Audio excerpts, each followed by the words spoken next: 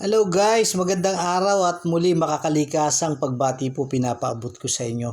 Ako po ngayon ay nasa isa na namang amazing na lugar na kung saan po ay narating ko ito sa pamamagitan po ng aking pagpadyak sa bisikleta na ako po nga ay araw-araw halos nagpa-practice dahil po sa plano ko pong ikutin ang buong probinsya ng Mindoro upang ipakita nga ang mga magagandang lugar dito na talaga namang mamamangha ka kagaya po ng lugar na ito na aking napuntahan ngayon. Dito po yan sa bayan ng Magsaysay sa Barangay San Nicolas, San Jose Occidental, Mindoro. At yan ako po ipabalik ang direksyon ngayon dahil kanina nilagpasan ko lang po itong lugar na ito. Hindi ko po kinuha na ng video. At ngayon po ayan, kumuha na ako ng video at yan nga po pupwesto na ako upang videohan po ang lugar na ito na animoy isang malaking swimming pool. Pero yan po isang bukal na nanggagaling po doon sa corner na yon. At mapapansin po natin yung puno na yon. Meron pong mga umaakyat sa ngayon. At dalawang kabataang lalaki na tila ba meron silang gagawin. At yun pala, kaya halos kalbo yung kahoy sa taas. Yun pala ginagawa nilang diving board, yung sanga ng punong kahoy na yan. At yan po dito nga sa Barangay San Nicolas. Sa bayan ng Magsaysay sa Occidental Mindoro. Ayan. At tingnan nga po natin kung anong gagawin itong umaakyat na ito kung talagang magdadive sila. At ayan na nga. Opo. Nagdive na yung isa at yung pangalawa. Tingnan natin kung ano ang gagawin niya. No?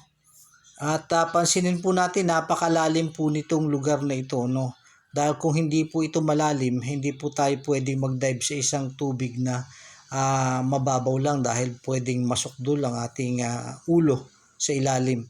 Kung may bato, tatama tayo sa bato sa ilalim. So, yan po ang kagandahan ng lugar na ito. Dito po yan sa amin sa Magsaysay sa Occidental Mindoro. At yun po yung hanging bridge na dinaanan ko kanina. At yung kanang bahagi po niyan ay ilog talaga na dumadaloy hanggang sa dagat at ito pong bukal na ito ibig sabihin patungo rin po sa dagat. So nagsanib po siya mula dito sa bukal na ito sa kaliwa at sa kanang bahagi yun pong ilog patungo sa karagatan. At yung karagatan sa Barangay Tadlok kung di po ako nagkakamali, almost 2 kilometers po simula dito. At yan nga ang isa sa gusto ko pong gawa ng video kung ano ba ang koneksyon nito dun sa isla naman ng Garza. Paano ba tayo makakarating dun sa isla ng Garza na isa rin po sa pinupuntahan ng mga turista dito sa Occidental Mindoro.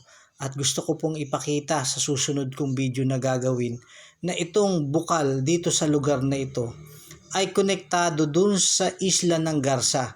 Dahil alam nyo po ba sa loob ng 30 minuto maaari po tayong makarating doon sa isla ng Garza at yun po'y karagatan na galing dito sa bukal na ito.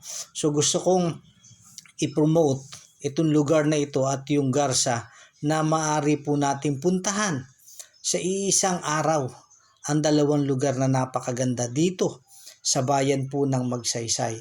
At yan po sa mga susunod kong video, papakita ko po sa inyo kung paano yung pagpunta sa lugar na yon sa loob lamang po ng halos 30 minuto hanggang 1 oras, maaring ganun po. At yan po, ako pala po yan, no, na nagbibideo, nakangiti dahil masaya na nakarating sa lugar na ito. At yan, yung ilan sa mga naliligo. Bagaman sa oras po na ito, ay kaunti lang yung naliligo dahil hindi po talaga araw ng swimming. At yung lugar na akin pong pinuntahan, yung direction po na yun sa bandang dulo. At ito po yung daan patungo sa bukal na ipapasok. At sa likurang bahagi ko po, ayun yung highway. So halos wala pa pong 1 kilometro ay highway na.